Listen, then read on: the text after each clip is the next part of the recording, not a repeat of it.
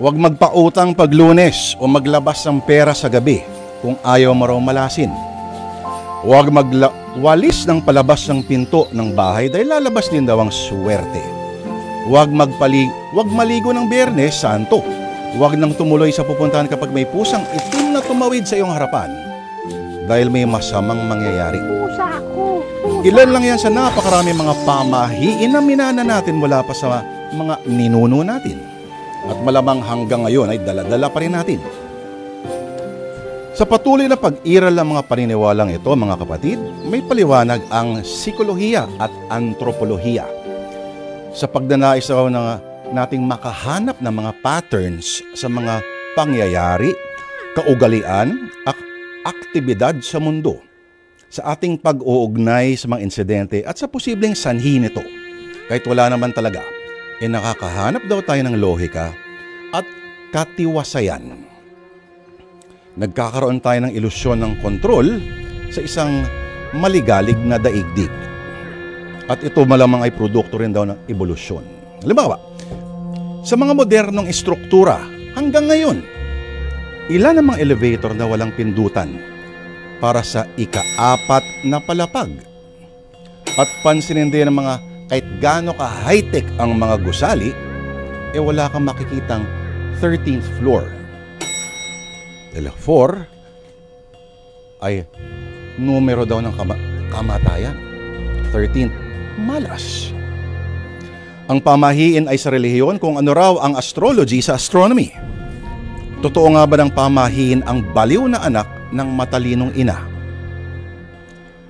Ang pamahiin ang umiiral kapag tinamad na raw tayong tuklasin ang mga kasagutan. Pero, wala namang mawawala kung susundin na lang, di ba? Ano ngayon, kahit ang pinakamakapangyarihang personalidad sa mundo ay may kanya-kanya ring pamahiin. Mga atletang gaya ni Michael Jordan na laging suot ang kanyang mahiwagang shorts na gamit pa nung college player pa lamang siya sa University of North Carolina. Yan ang paliwanag kung bakit maluwag ang shorts ni Jordan at nagpauso siya ng trend dahil dalawa ang sinusuot niya. Bawat laro, si Jordan daw dapat bago ang sapatos na suot. Sa bawat eleksyon naman, naniniwala raw si Barack Obama na para manalo, kailangan niya raw muna mag-shooting ng ilang minuto sa basketball. Buhok naman daw ang nagdadala ng swerte at kapangyarihan kay Donald Trump. Kaya halos hindi niya raw yun pinapagupitan. Ano nga bang masama kung mga ritual? Ang mga ritual na ito, mga pamahiin ay siya rin nagpapalakas ng kanilang kumpiyansa. Mga kapatid, isa sa mga matindi ang pananalig sa mga pamahiin ay si Myrna ng Sampaloc, Maynila. Pero ibang klaseng babaeng ito dahil hindi lamang iilan ang kanyang seryosong pinaniniwalaan, kundi itong si Myrna ay isang naglalakad na encyclopedia ng kung ano ang swerte at kung ano ang nagbibigay ng malas. Mula sa mga katutubong pamahiin hanggang sa mga kulturang oriental at kanluranin, kabisado ni Myrna ang mga numerong delikado at ang buenas. Mga buenas sa pagkakaposisyon ng mga pader, poste, bintana, pinto at bilang na bilang niya ang mga hakbang ng mga hagdan. Kabisado na rin ang mga araw at oras sa angkop o malas, kung kailan dapat mag-iikot ng plato, kung kailan bubuksan ng pitaka, at kung anong isusuot at kung anong hindi dapat. Mga kapatid, sa tindi ng kanyang pananalig sa mga bagay na ito ay naging bilanggo na rin si Myrna ng mga rehas ng pamahiin. At ang buong buhay niya isang pagsuko sa sari-saring mga superstisyon at umaabot na sa punto na hanggang sa pinakamahalagang desisyon na maaring bumago sa kapalaran niya at ng kanyang pamilya. Mga kapatid, sa oras po na 10:10, ito po ang Sana Lourdes at ngayong Miyerkules, simulan na natin ang dulang pinamagatang. Nako, malas daw yan. 2 buwan na lang ikakasal na tayo pero wala pa rin tayong nabibiling bahay. Lagi mo na lang kasi akong kinukontra eh. Eh anong magagawa ko kung puro palpak yung napipili mo? Magaganda kaya yun. Ikaw lang kasi masyadong maarte, ang dami mong kaartehan. Kesyo mali pwesto ng gate, mali pwesto ng pinto, mali bilang ng bintana. Ang dami mong paniniwalang malas at swerte eh. Wala ka namang sapat na basehan. Ramon, huwag ka na kasing kumontra para magkasundo tayo. Ikaw nga kumukontra sa mga gusto ko eh. Sana naman itong pupuntaan natin magustuhan mo na. Nasaan ba yon? Malayo pa ba tayo? Malapit na. Ayun, nakikita ko na. Nasaan nga?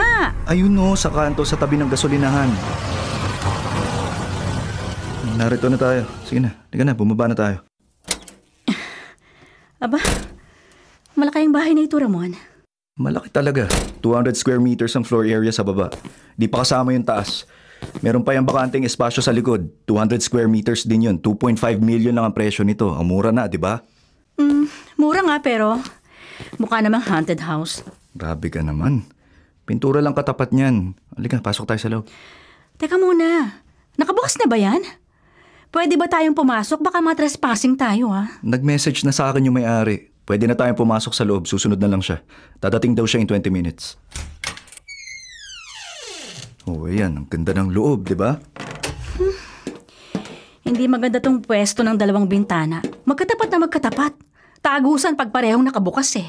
Naku po, eto na naman tayo. Kung ano-ano na naman nakikita mo. Pero pwede namang isara yung kabilang side, di ba? Gawin na lang dingding. Okay, sige. Pwedeng remedyo yon. Ayan yung hagdanan. Sandali ha, may bibilangin lang ako. 1, 2, 3, 4, 5, 6, 7, 8, 9, 10, 11, 12, 13. Naku! 13 pala yung baitang ng hagdanan eh. Ayoko nito. May remedyo pa dyan. Ipa-repair natin. Pwede tayo magbawas ng isang baitang para maging 12. O kaya naman, magdagdag tayo ng isa para maging 14. Kahit na, meron pa rin isang diferensya. Tignan mo yung sikat ng araw. Yung bandang gilid ang nasisinagan. Dapat doon sa may bandang harapan. Doon sa tapat ng gate nakasentro dapat ang sikat ng araw. Naku, Mirna. Lagi ka na lang ganyan. Ano kaya kung ikaw na lang maghanap ng bahay na pwede nating bilhin? Ramon, naghahanap din naman ako. Eh kaso hindi ko makita yung ideal house na gusto ko.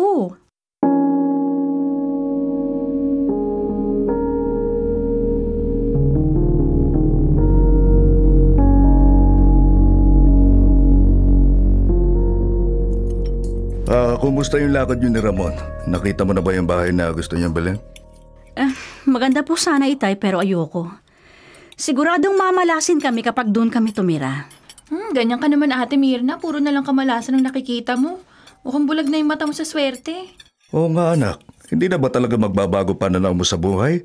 Meron bang ebidensya na tama nga yung mga pinaniniwalaan mo? Oo nga naman ate, uso pa ba yan ngayon? 2024 na ngayon oh. Ito na yung tinatawag na millennial era. Panahon pa nila lolo at lola yung mga pamahiin na pinaniniwalaan mo. Danica, walang pinipiling panahon ng panuntunan ko sa buhay ko. Applicable yun umpisa pa noon hanggang ngayon at sa mga susunod pang henerasyon. Oh, Kuya Manuel, laligaw ka yata. Hindi ako naligaw. Dito talagang punta ko. Kumain ka na ba? Halaga na, sumabay ka na sa amin. Kumain na po ako, tay. Ano bang sadya mo? Itatanong ko lang kung naibenta mo sa office mate mo ang aking lumang cellphone. Oo, nabenta ko ng 2,000. Kukunin mo na ba? Oo. Mapuputulan na kasi kami ng kuryente. Kailangan mabayaran ko ngayon. Sakto dahil 2,000 talaga ang kailangan ko. Pwede bang bukas na lang? Lunes kasi ngayon eh. Ngayon ko kailangan, hindi bukas. Ang kaso nga, hindi ako naglalabas ng pera kapag araw ng Lunes. Pera ko naman yun eh. Hindi yun sa'yo. Kahit na Manuel, mamalasin ako kapag binigay ko yun sa'yo. Anak ng toko, mukha namang akong may namalas eh. Kayo po itay, baka meron po kayong 2,000. Wala eh. Ikaw Danica, meron ka ba? Ay, wala rin po ako, Kuya Manuel. Pasensya na ha. Ay nako, minamalas nga ako. Makaalis na nga. Teka muna sandali. Hindi pa kami tapos kumain, Manuel. Paikutin mo muna itong mga pinggan namin. Ano naman bang mekos-mekos yan Ate Mirna? Napaka-weirdo mo talaga. Para din sa'yo ito. Baka maaksidente ka. Ewan ko sa'yo. Wala akong pakialam. Hindi ako naniniwala sa mga kalokohang pinapaniwalaan mo. Diyan ka na nga! Aray! Wait ko, ang sakit. Nadulas ako. O, kita mo na. Kasasabi ko lang eh. Ayaw mo kasing maniwala. Kaya yan ang napala mo.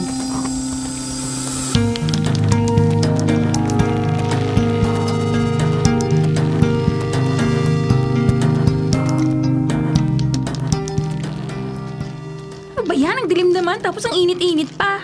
Pasensya na, Emily. Hindi kasi binigay ni Ate Mirna yung pera ko kaya naputulan tayo ng kuryente. Dami kasing arte mong kapatid mo, pati tayo nadadamay ng dahil sa walang kakwenta-kwenta niyang paniniwala. Hirap tuloy matulog. Oo nga pero at least mukha namang mahimbing ang tulog ng anak natin. Oo nga, mahimbing. Kaso ngalay-ngalay naman ako sa kapapaypay sa kanya. Oh, ikaw naman. Mamaya na. Ang sakit kasi ng balakang ko eh. Nadulas ako kanina. Patong-patong na kamalasan talaga nangyayari sa akin.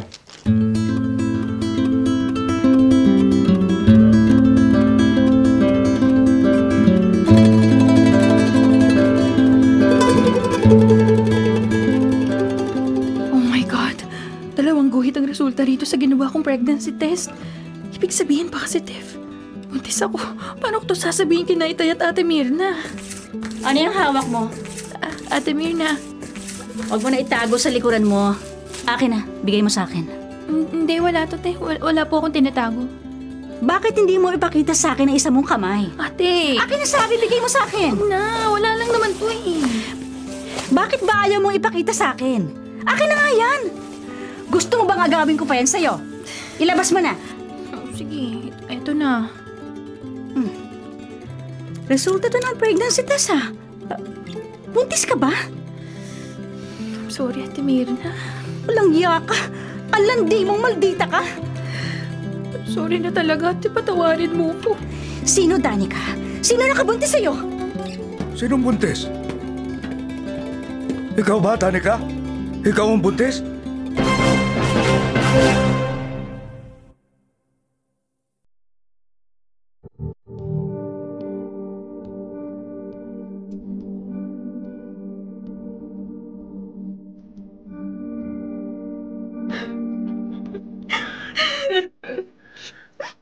Sabihin mo, Danica, sino ama ng dinadala mo?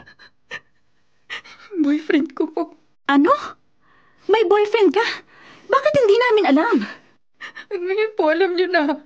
Umayos ka na sagot at baka masampal kita, ha? Sino siya at saan mo siya nakilala? Henry po yung pangalan niya.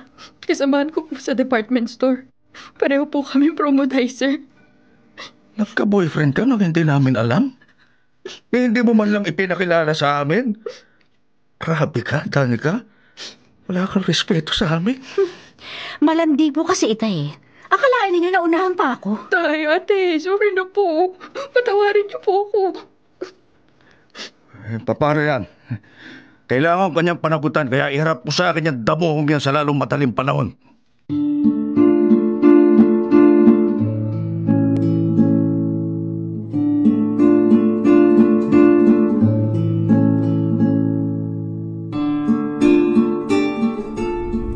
Ano sabi mo? Buntis si Danica? Naunahan ka pa niya? Kaya nga ang bilis. Parang magic. Paano na yan? Anong gagawin niyo? Ano pa? Di kailangan pakasalan siya ng boyfriend niya. Paano yung kasal natin? Hindi na matutuloy yun, Ramon. Next year na lang. Bakit next year pa? Ano bang problema? Sukob kasi. Hindi kami pwedeng parehong ikasal sa taong ito. Paano yan? Fully paid na tayo sa reception. May mga nabigyan na rin tayo ng invitation.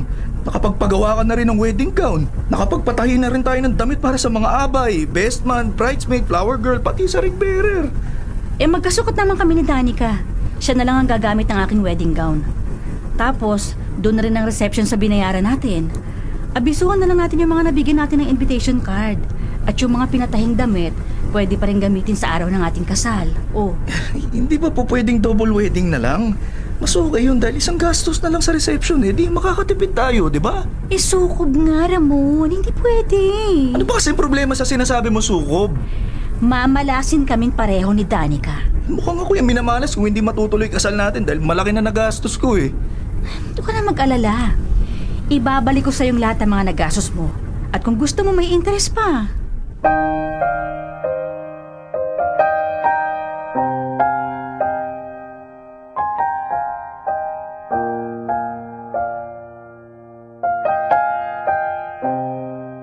Bakit hindi mo pa rin isinasama rito ang boyfriend mo? Umuwi po kasi siya ng probinsya. Susunduin raw niya yung tatay at nanay niya para mamanhikan. Danica, sigurado ka bang babalik pa yun? Baka naman tinakbuhan ka ng lalaking yun. Hindi ate, mahal na mahal niya ako kaya nagtitiwala ako sa kanya. Pero paano nga kung hindi na siya bumalik? Pwede ba? Saka na lang natin yung problemahin kapag nangyari na yung sinasabi mo. Huwag na huwag siyang tatakas dahil hahabulin ko siya kahit saang impyerno pa siya magpunta.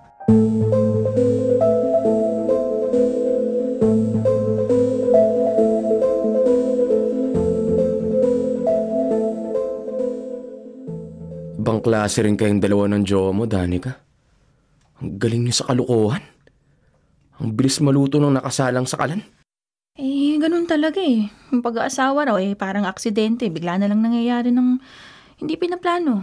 Oo, hindi kayo nagplanong magpakasal, pero nagplano kayong mag-honeymoon. Kung sa bagay, baliktad na ngayon eh. Kung noon, kasal muna bago honeymoon, pero ngayon, honeymoon muna bago ang kasal. Di ba ganun din naman kayo ni Ate Emily? Nauna rin kayo mag-honeymoon bago kayo nagpakasal. Oo nga mukhang si Ate Mir na lang na iba. Palibhasa, makaluma. Pati yung pinaniniwalaan niya, makaluma rin. Kaya nga pinagpaliban niya yung kasal nila ni Kuya Ramon dahil sukob daw, sabi niya. Ewan ko ba dyan kay ate? Ang daming kaartehan. Kaya hindi na ako magtataka kung hindi na matuloy ang kasal niya. Tumanda na lang siyang dalaga.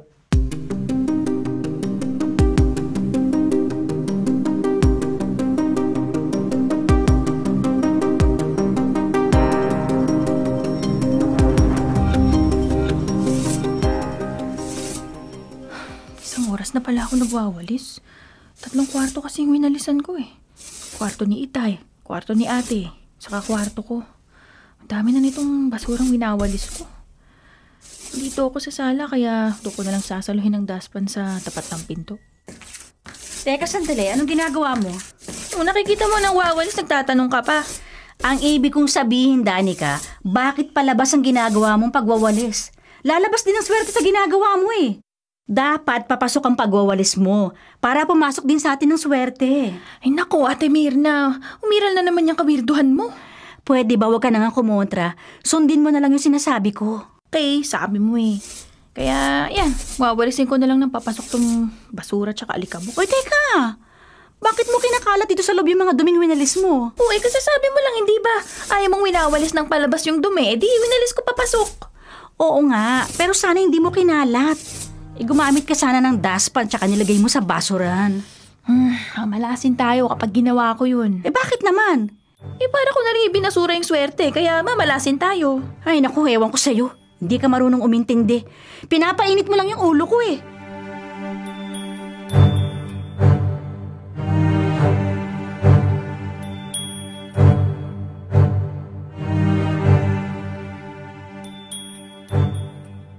Aba, nakaporma kayo, Itay Saan kayo pupunta? Birthday kasi di Parentasyo. Inimbitahan ako. Pwede po ba dito na lang kayo sa bahay? Huwag na po kayong umalis. Delikado kasi.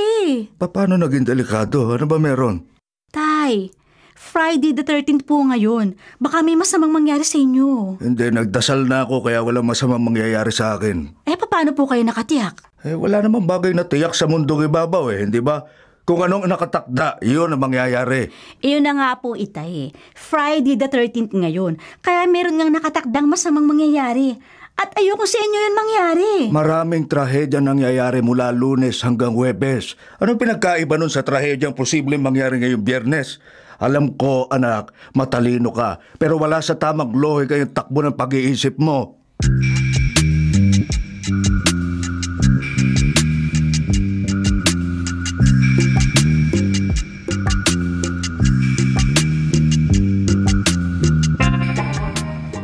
Anong masasabi mo? Bagay ba?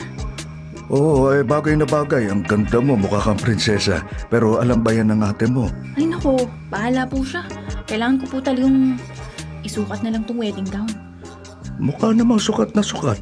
Pero sigurado ka ba magagawa mo yung ilakad papunta sa altar? Pag-iisang linggo na pero wala pa rin yung boyfriend mo rito. Sa totoo lang, kinakabahan ako, Tay, kalma lang. Kalma lang, 2 linggo pa naman yun na nga 2 linggo na lang. Mabilis lang lumipas yun. Ano ka ba, Danica? Bakit mo sinuot yung wedding gown? Ayan naman ate, uyan ka na naman Ano na naman bang kamalasan yung sasabihin mo? Sige nga. Hindi na, Danica. Hindi na matutuloy ang iyong kasal.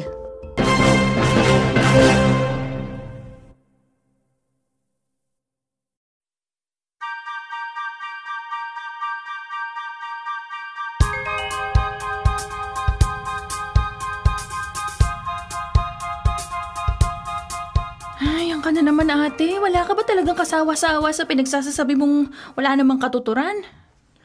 Siya nga naman, Mirna. Siyempre, kailangan niyang isukat kung kasya ba. Upang sa ganon, magawa agad ng remedyo kung may problema. Yun nga ang problema, Itay. Sinuot niya yung wedding gown kaya hindi na matutuloy ang kanilang kasal. Ikaw, ate, sinuot mo na ba to? Siyempre hindi. Bakit ko naman gagawin yun? Hindi mo sinuot pero hindi natuloy yung kasal niyo ni Kuya Ramon. O, sige nga, paano mo ipapaliwanag? Ibang kaso naman yun dahil ako mismo ang nagpasyang wag munang ituloy yung kasal namin. Tuloy din naman yun, nabago lang ang petsa. Ay, naku. Alam mo, te, kanya-kanya lang tayo ng prinsipyo at paniniwala. Respeto na lang natin yung paniniwala ng isa't isa. Huwag niyong i-apply sa akin yung prinsipyo mo dahil magkaiba tayo ng pananaw sa buhay. Okay, fine. Bahala ka. Basta wag mo akong sisisihin kung magka-leche-leche ang buhay mo.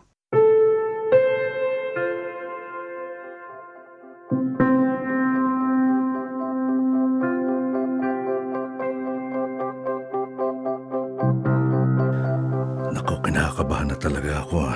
Isang linggo na lang pero hindi pa rin nagpapakita yung damo kong lalaking yan. Kasi naman tay, sinuot ni Danica yung wedding gown. Walang kinalaman yung pagsusuot ni Danica ng wedding gown niya sa magiging kapalaran niya. Ha? Dahil sa umpisa pa lang, wala na akong tiwala sa kanya. Ni minsan nga, hindi pa natin nakita yung lalaking yun eh. Sa bagay, may punto kayo ron. Dahil wala rin po akong tiwala sa kanya. Pero hindi pa rin po nagbabago yung paniniwala ko. Kung sakali man na hindi magpakita ang Herodes na yon, nagpapatunay lang na may kinalaman ng pagsusuot ni Danica sa wedding gown. Itay, ate. Bakit mugtong-mugto ang mga mata mo? Umiiyak ka pa? Opo, tay. Kagabi pa po ako umiiyak. Bakit? Ano ba nangyari? Huwag mong sabihin na tinakbuhan ka ng boyfriend mong yon. Ganun na nga, ate. Nag-text siya sa akin eh. Huwag na raw akong umasang matutuloy pa yung kasal namin.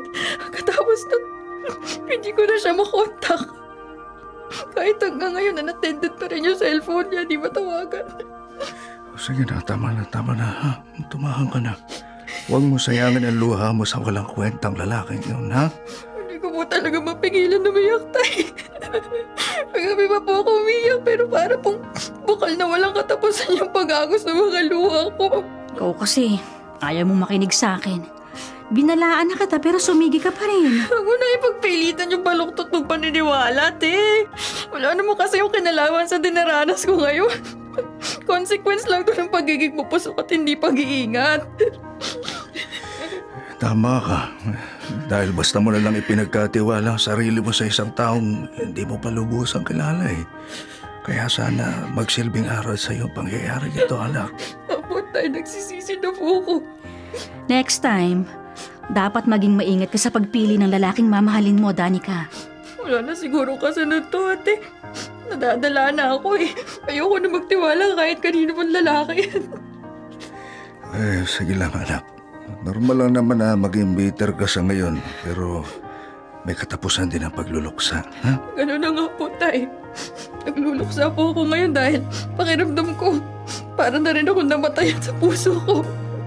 At ganun ko na rin po ililibing at ayoko na muling buhayin pa. Huwag mo sabihin yan, anak, dahil hindi pa ito ang katapusan ng mundo. Hindi ka pa dapat mawalan ng pag-asa dahil pagkatapos ng unos, lilitaw ang bahaghari na magbibigay ng panibagong kulay sa malungkot mong buhay. Magdasal ka lang, ha? Yun ang makapagpapagaan sa kalooban mo. Opo, tay, tama po kayo. Ipagpapasa Diyos ko na lang po lahat. Alam ko po, mahirap yung kalagayan ko ngayon, pero alam ko rin po na hindi ako pababayaan ni Lord. God will make a way when there seems to be no way. Di ba po? Amen. Ganyan, anak. Ipagkatiwala mo lang lahat kay Lord. God is good all the time. And all the time, God is good. Palagi mo tatandaan yan, ha?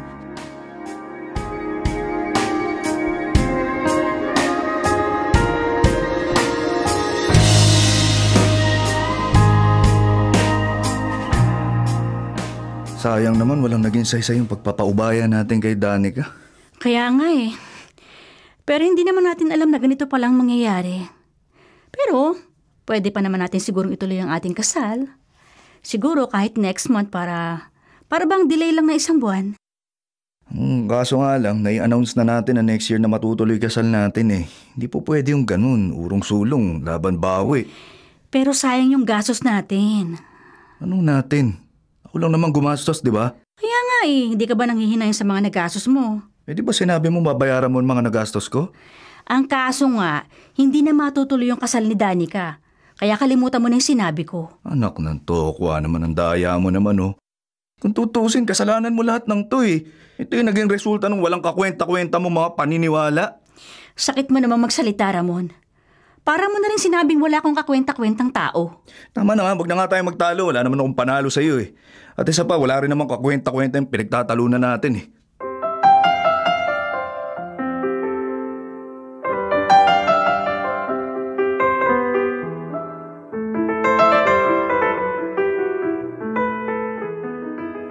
Paano pala yan?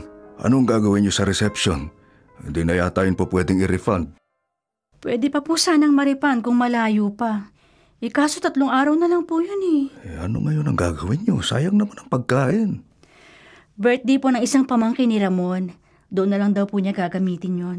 Gano'n naman pala eh. At least hindi masasayang. Pupunta ba tayo?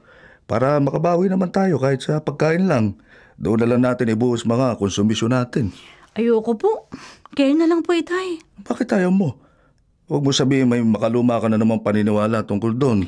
Hindi po yun ang dahilan. Kasal ko po sana yun tapos hindi natuloy. Madidismaya lang ako. Sigurado ka ba na matutuloy pa rin ang kasal niyo next year? Paano kung tabangan na sa'yo si Ramon? Bahala na po, Itay.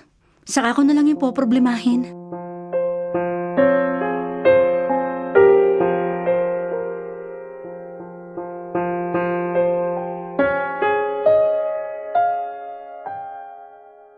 Ano anak, okay ka na ba?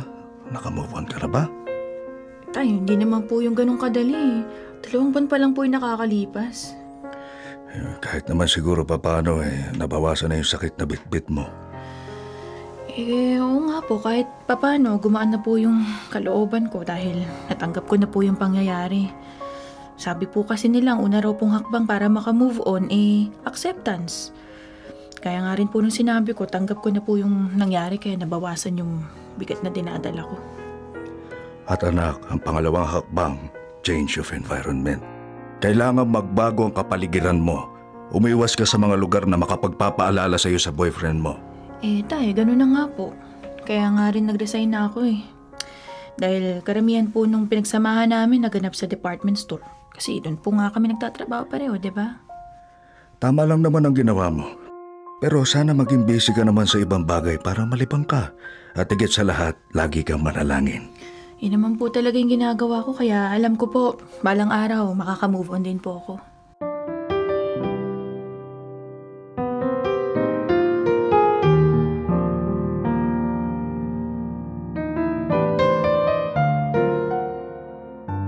Nakabihis ka. Saan ka pupunta? Ay, boring na rito kaya pupunta ako kina Kuya Manuel. Aba, ngayon ko lang napansin nagpakulay ka ng buhok. Para alam mo na, maiba-iba lang ng konti yung itsura ko. Hindi mo dapat ginawa yan dahil buntis ka. Yan ka na naman Pwede ba tantanan mo na ako? Danica, nagpapaalala lang ako sa'yo. Masama ba yun? Okay, di salamat sa paalala at sa malasakit mo. Pero kung ano yung sinabi ng OB ko, yun din yung susundin ko. Wala siyang sinabing bawal magpakulay ng buhok kaya wala namang problema dun.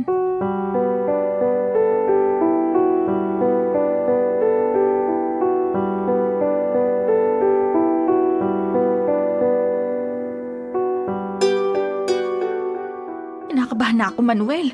Pabalik-balik ang lagnat ni Junior. Anong gagawin natin? Dali na natin sa ospital. 3,000 lang ang hawak kong pera. Kakapusin tayo. Di manghihiram muna ako kay Ate Mirna. Hindi naman Lunes ngayon, kaya pahihiramin niya ako. Napasyal ka, Danica. Nababagot na kasi ako sa bahay kaya pumunta ako rito. Tamang-tama, may kasama si Emily. Aalis kasi ako. Nandun ba si Ate Mirna? Oo, sa tingin ko naman hindi siya aalis Ano bang sadya mo kay ate? Mangungutang muna ako sa kanya. Dadalhin namin si Junior sa ospital dahil pabalik-balik yung lagnat niya. Kaya dito ka muna. Sige, Kuya Manuel, bilisan mo na lang kasi traffic. Baka gabihin ka. Okay. Alis na ako.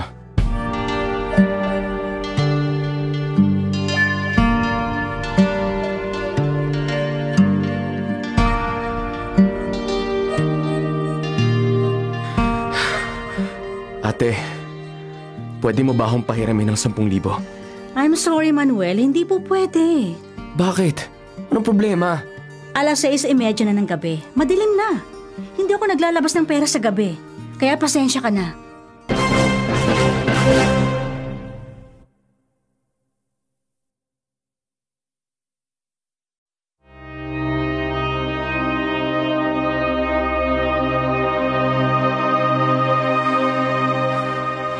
Grabe ka naman, ate. Konting konsiderasyon naman. 10,000 lang naman eh. Babayaran naman kita. Manuel, hindi naman yun ang dahilan kung bakit ayaw kitang pautangin. Sinabi ko naman sa'yo, hindi ba?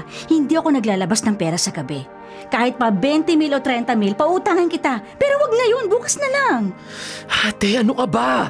Emergency nga eh. Hindi bukas kundi ngayon ko kailangan. Dapat kasi nag-text ka na lang kanina para naipadala ko na lang sana sa'yo. Ate, wala kang pagdadalhan. Hindi ko magamit yung nasa cellphone ko. Wala rin ganun si Emily. Ano bang lagay ni Junior?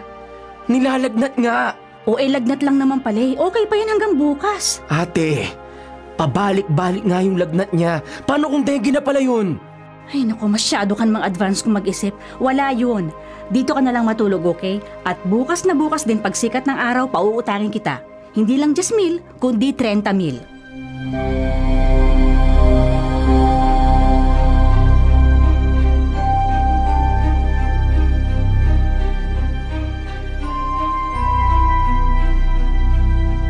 Alas 12:30 na ng madaling araw. Ang tagal pa ng hanggang umaga. Ano na bang lagay ni Junior? 39 na yung temperature niya. Kinakabahan na ako. 3 years old pa lang siya kaya hindi ganun kalakas ang resistensya ng bata. Dapat pala dinala na agad natin siya sa ospital. Akala ko naman kasi darating ngayon si Manuel. Bukas pa pala siya uuwi. Pangklase talaga si ate. Baluktot talaga yung paniniwala. Tapos hindi pa magawang baliin kahit minsan lang. Exemption sana sa mga ganitong sitwasyon kasi emergency nga. Ano kaya kung dalhin na natin si Junior sa ospital? Hindi naman siguro tayo kagad sisingilin dun, no? Masyadong malayo ang sakayan at wala ng tricycle ng ganitong oras. Alanganin na kasi itong lugar namin eh. Pero hindi tayo pwede maghintay na lang. Delikado na kapag umabot na 40 ang temperature ni Junior. Kailangan natin kumilos sa lalong madaling panahon. Pero malayo nga ang sakayan tapos madilim pa. Malayo ba yung barangay hall? Doon na lang tayo humingi ng tulong. Oo. Mas malapit nga yan kaysa sa sakayan. Sandali at kukunin ko na si Junior. Diyos ko, sobrang init na ni Junior. Danica, halika dito, bilis! O bakit? Ano nangyari? Hinahapoy ng lagnat si Junior. Ay, Diyos ko po, tumitirik na yung mga mata niya.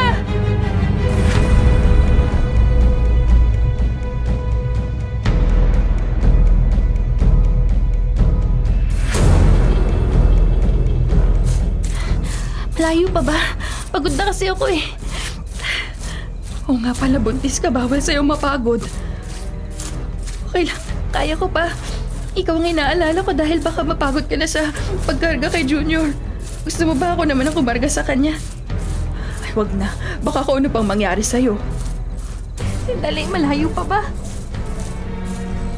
Malapit na tayo. Ayun, nakikita mo bang ilaw na yun? Ayun ang barangay hall. Malapit na nga. Baka 2 o 3 minuto na lang eh. Nandun na tayo. Ano na bang itsura ni Junior? Ayoko muna siyang tingnan at baka mataranta lang ako. Hindi bali malapit na tayo sa barangay hall. Baka pwede nating bilisan ng konti yung paglalakad.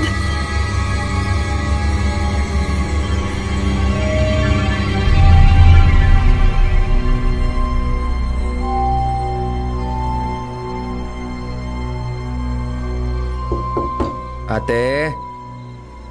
Ate? Ate? Mukhang mahimbing ang tulog ni Ate Mirna. Lalakasan ko ang katok. Ate! Ate Mirna, gumising ka na! Ate! Ano ka ba, Ate! Manuel? Ano ba yan? Ang sarap-sarap ng tulog ko, binubulahaw mo ko. Ano bang problema mo? Nag-aalala kasi ako sa anak ko. Tumirik na raw yung mata niya. Di sana kanina pa nila dinala sa ospital. Hindi naman kagad sila sisingilin eh. Wala silang common sense, oh. Oo nga, on the way na sila sa ospital. O yun naman pala eh. Bakit mo pa ako ginising? Kakabwisit naman, oh. Hindi kasi ako mapakali. Gusto ko na umalis. Total, madaling araw na. Hindi na gabi, kaya baka pwede mo na akong bigyan ng hinihiram ko. Madilim pa nga hindi pa rin po pwede. Kung gusto mo mauna ka na, sabihin mo na lang ko saang ospital at mamaya susunod na lang ako. Sige na nga. Dapat pala kagabi na ako umalis. Nakaka-bad trip ka. Buisit na buhay to. Huwag mo kasing dadaanin sa init ng ulo. At bakit hindi iinit ang ulo ko? Nakakapikon ka na eh. Ikaw na nga yung bubulahaw tapos ikaw pang pikon. Umalis ka na nga. Oo, aalis na ako. Pero ikaw ang sisisihin ko kapag may masamang nangyari sa anak ko.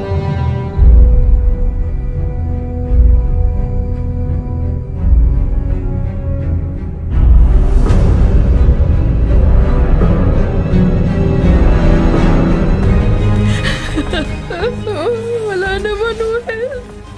Wala na, anak na. Hindi rin kasi naagapan, sabi ng doktor. Ano ba nangyari sa kanya? Dengue ba? Oo, dengue. Critical stage na siya nang dumating kami rito. Tumutugo na yung ilong niya at pipig. Pati sa tenga may lumalabas na rin na tugo. Kaya kalahating oras na lang ang itinagal niya. Kasalanan to ni Ate Mirna. Wala siyang konsiderasyon. Sarili lang niya iniisip niya. Wala namang mangyayari kahit ilang beses pa nating sisihin si ate. Hindi na may babalik ang buhay ni Junior. Basta, kasalanan niya to kaya mananagot siya sa akin. Ano namang gagawin mo? Basta, hindi ako mananahimik hanggat di ko nalalabas lahat ng sama ng loob ko.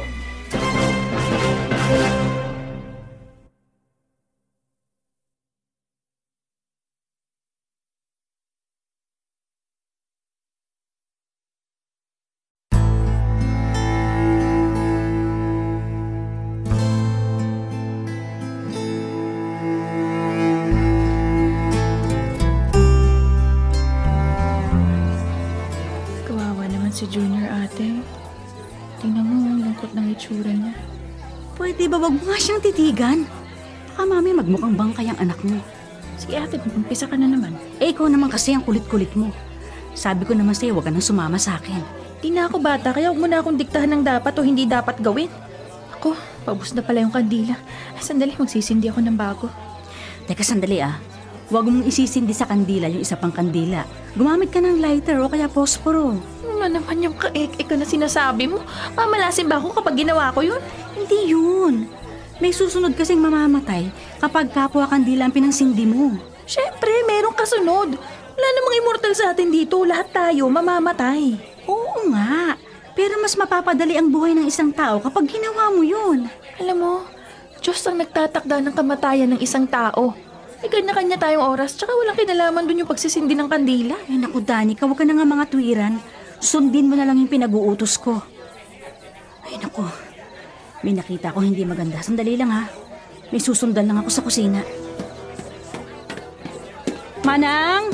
Manang, sandali po! Ay, naka, bakit iha? May problema ba? Ay, wag po ninyong pagpatong-patungin yung dala niyong pinggan. 4 naman yan kaya akin na po yung 2. Ayan, hawak ko na po sa 2 kong kamay ng tig-isa itong 2 pinggan. Ganon din po yung gawin ninyo. Hawakan nyo ng isa nyong kamay ang nakapatong na pinggan. Ayan, hindi na magkapatong. Ano bang ibig sabihin nito? Magkakasunod-sunod po yung mamamatay kapag patong-patong ang pinggan. Ganun ba yun? Sige po, tayo na po sa kusina. At habang hinuhugasan niyo yung mga pinggang ito, huwag po ninyong pagpapatong-patungin.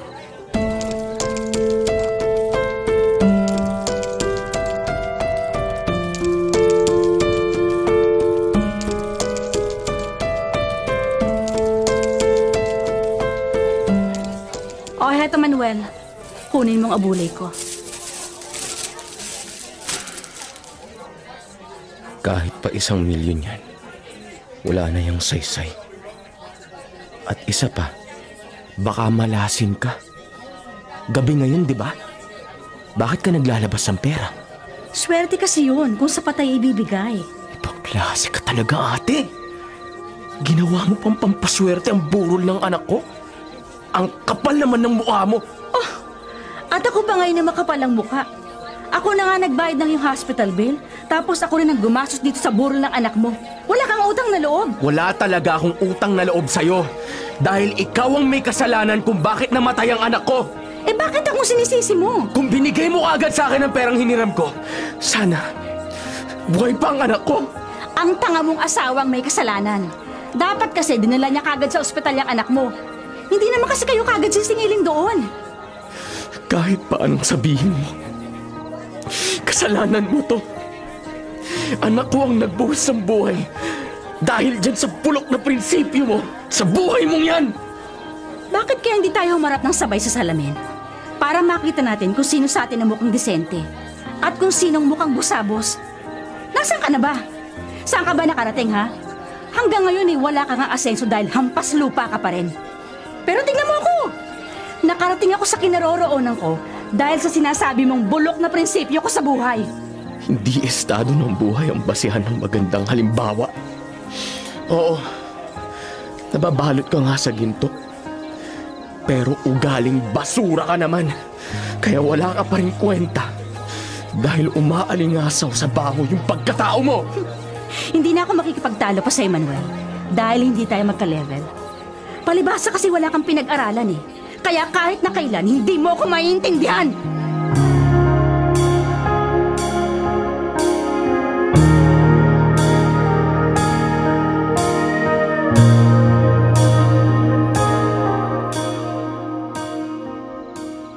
Paano kuya? Alis na kami ha. Condolence. Maraming salamat, Danica. Ihahatid na kita hanggang sakayan. Wag na. Bawal maghatid ng bisita ang may patay. Baka mahawa pa kami sa kamalasan mo. Oo nga pala. Hindi ako pwedeng sumabay. Perpekto ka kasi. Masyado kang malinis at marumi ako. Baka madungisan ko pang kalinisan mo. Tamir na, Kuya Manuel. Tama na yan. Para kayong mga bata. Sinabi mo pa. Batang isip talaga yung kapatid mo. Kapatid ko lang. Hindi kapatid natin. Hindi talaga kami magkapatid, Danica. Masyado kasing banal yung kapatid mo. Tapos makasalanan ako. Kaya magkaiba kami ng lahi. Sabi ng tama na eh. Kung nakikita lang kayo ni Junior, malamang pinagtatawanan niya kayo. Sarap niyong paguntugin dalawa.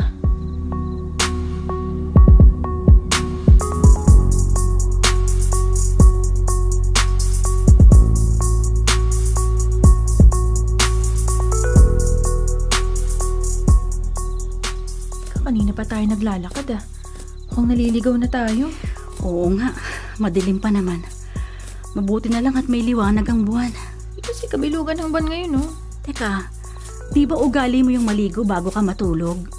Huwag kang maliligo mamaya pagdating sa bahay ah. Dahil ba sa bilog ang buwan kaya bawal ako maligo? Eh naku ate, kinarin mo na talaga yung pagiging makaluma mong tao. Pati yung paniniwala mo makaluma. Gusto ko lang itanong, gaano ba karami yun? Marami talaga yun. Mahigit 100. Ano, na-memorize mo lahat yun? Hindi naman lahat. Marami pa akong hindi alam pero unti-unti ko naman yung tutuklasin. Ay, ewan ko sa'yo ate. Hindi yung kaya ng powers ko. Sanayan lang yan, Danica. At wala akong pinagsisisihan. Dahil naging maganda naman ang buhay ko sa pagsunod sa mga sinasabi mong makalumang paniniwala. Ay naku, may dumaang pusang itim sa harapan natin. Huwag na kaya tayong tumuloy. Bumalik tayo kay Manuel. Ano ka ba ate? Ang layo na ng nalalakad natin oh. Eh basta bumalik na tayo. Naku, hirap talagang sakyan ng trip mo. Sige na nga, inaantok na ako kaya matutulog na lang ako kina Kuya Manuel. Halika na nga, tayo na. Tanda mo pa ba kung paano tayo makakabalik? Naka-tricycle kasi tayo kanina nung pumunta ron eh. Dito naman dumaan yung tricycle na sinakyan natin kanina eh. May dumaan na namang pusang itim. Paano yan, te? Ano gagawin natin? Di tayo pwedeng umuwi pero hindi rin tayo pwedeng bumalik na Kuya Manuel. Ibig sabihin ba nito, dito tayo sa kalsada magpapalipas ng magdamag?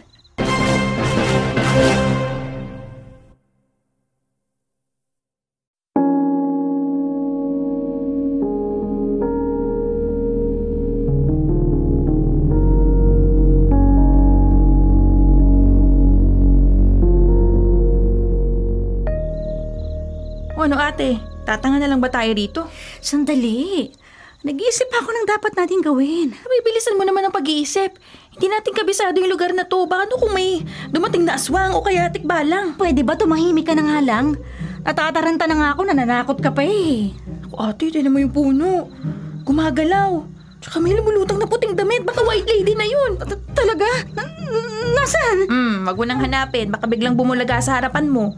Ikaw talaga, Danica, oo. Huwag mo nga ako pagtripan. Tumatayo tuloy yung balahibo ko eh. Hindi, biro lang. Masyado ka namang matatakotin. Kaya nga no, huwag mo nang dagdagan yung pagkataranta ko. Alam mo ate, mag-iisip ka lang na mabuti. Isa talagang malaking kalokohan yung pinaniniwalaan mo. Kasi kung maninindigan ka ron o maniniwala ka, dapat lang na dito na nga tayo magpalipas ng magdamag. Kaya mo ba? Ano? Diyos ko naman ate Mirna, huwag mo sabihin yun talagang binabalak mo.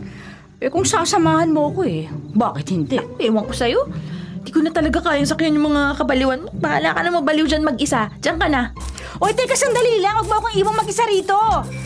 Hoy, Danica, ano ba? Bumalik ka rito!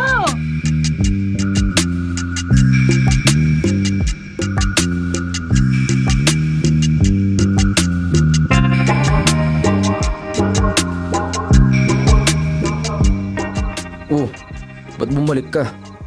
Nasaan na si ate? Ayun. Parang pusang ligaw na nando sa gitna ng kawalan. Ewan ko sa kanya. Parang gulo-gulo ka usap. Pwede ba? Umayos ka? Di ako nakikipagbiruan sa'yo. Ibig ko lang sabihin, iniwan ko si ate sa gitna ng madilim na kalsada. Buti na lang maliwanag at bilog yung buwan. Bakit mo siya iniwan? Di siya sumunod sa akin, kaya wala na siya. Pero bakit nga? Anong nangyari? Ganito kasi yun. Naglalakad kami doon sa madilim na kalsada nung biglang may dumaan na pusang itim. Alam mo naman si ate na kung ano-anong pinaniniwalaan, kaya ang sabi niya, wag na kaming tumuloy.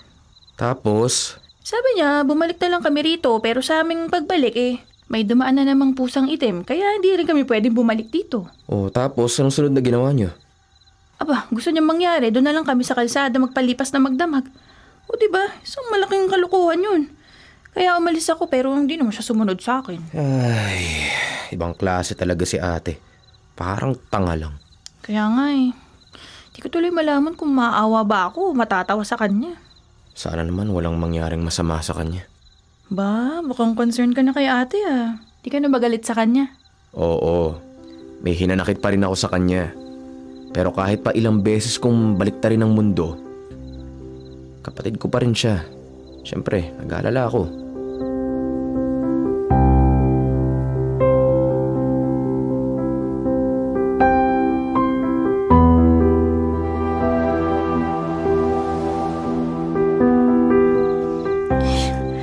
Alas 2 pa lang ng madaling araw.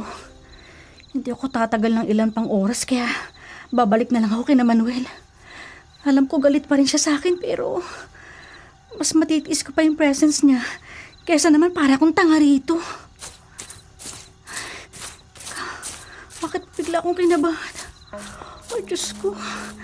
Sana naman po walang masamang mangyari sa akin. Teka, bakit parang may makakasalubong ako? Teka, medyo paikis-ikis pa kong maglakad. Ako mukhang lasing pa yata. Lalo tuloy akong kinabahan. Teka, iiwas na lang ako. Dito ako dadaan sa kabilang gilid ng kalsada para hindi ko siya makasalubong. Aba, tumigil siya sa paglalakad at nakatingin siya sa akin. Naku, ano bang gagawin ko? Naku po, lumalapit na siya sa akin. Hello, Miss Beautiful. O ba si Cinderella? Prince Charming nga pala. Ha? Takot na talaga ako. Dapat pala kanina pa ako tumakbo. Hoy, kinakausap kita, sumagot ka. Hindi ko na talaga gusto to. Kaya tatakbo na ako. Hoy! Managaan rito, hoy! Kailangan makalayo ako. Aray! Nadapa ako. Aray, hindi maganda yung pagkakapagsak ko. Ang sakit ng paa ko. Baka tayo. Diyos ko. Nalapit na siya sa akin. Kasi tuwakbo ka pa nadapa ka tuloy. Parang awa niyo na po. Huwag niyo ako sasaktan. Huwag ka matakot, di kita sasaktan. Sa katunayan, paliligayahin pa kita. Huwag po, Manong. Huwag po. Buhok pa lang. Baho mo na. Ayaw na sasabik sa'yo eh. Huwag po, maawa kayo sa akin. Bitiwan niyo ako. Hindi. Papalag ka pa eh. Ipin mo na lang si Cinderella ka. Ako si Prince Charming, di ba? Bitiwan niyo po. Tulungan mo siya! Hoy! Manuel, salamat. Dumating ka. Tulungan mo ako. Bitiwan mo siya at kung hindi, malilintikan ka sa akin. Sino ka ba? Istorbo ka? Nanganap ka ba sakit na katawan? Ligaya! Sige! Ano? Basagan tayo ng mukha! Magbibigyan kita! Mag-iingat ka, Manuel. Huwag kang mag-alala. Kayang-kaya ko yung mga lampang ganito. Sige, kuya. Umbagan mo na yung loko-lokong yan. Sumama ka rin pala. Salamat, binalikan mo ako. Sige, bibigyan kita isa! Pasuntok mo! Ano ba yan, Kuya Manuel? Hindi mo naman tinamaan pero knockout agad yung kalaban. Lasing kasi, tsaka lampa. You know, sablay agad yung suntok niya. Sige, umuwi na tayo. O ate, okay ka lang ba? Mukhang nahihirapan kang tumayo, oh. Okay lang ako.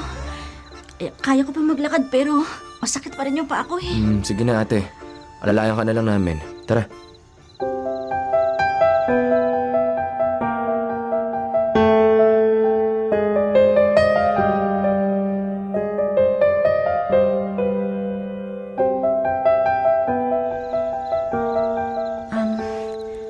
Salamat, Manuel. Kung hindi ka dumating, malamang napahamak na ako. Wala yun ate. Siyempre, magkapatid tayo. Tsaka, hindi kita matitiis.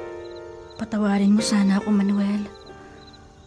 Patawarin mo ako sa mga masasakit na salitang binitawan ko sa'yo. May masakit din akong sinabi sa'yo ate. Kaya sana, patawarin mo rin ako. Hindi naman kita masisisi kung sumama yung loob mo sa akin. May kasalanan din ako.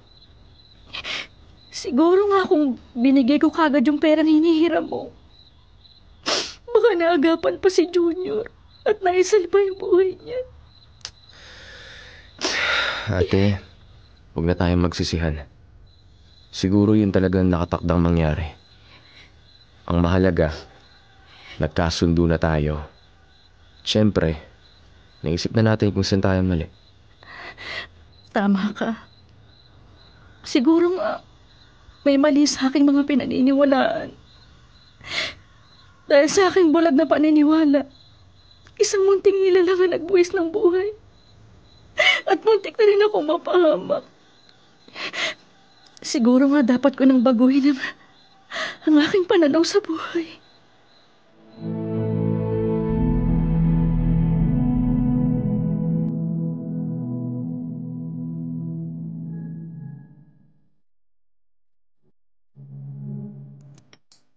Mukhang may magic tong kinakain natin ah. Ano bang magic yung pinagsasasabi mo? Bigla kasi nagbago tono ng pananalita mo eh. Kaya baka may kakaibang sangkap tong kinakain natin. Sabihin na lang natin na natauhan na ako, Ramon. Kaya gusto ko nang unti-unting alisin yung mga maling paniniwala ko. Seryoso ba yan? Oo naman. Ituloy na natin yung pagbili ng ating dream house. Baka kontrahin mo na naman ako ha. Di na. Ikaw na yung bahala ha. Kung anong gusto mo, gusto ko na rin. Wala na akong pakialam kung ano pang itsura ng bahay na gusto mong bilhin. Paano yung kasal natin? Huwag na nating hintayin pa next year ha. O sige, bahala ka. Kahit na anong petsa pa yan, hindi na ako tututol. Okay, very good. Oh, bili muna tayo ng dream house natin. Pagkatapos, tsaka natin pag-usapan yung date ng kasal natin.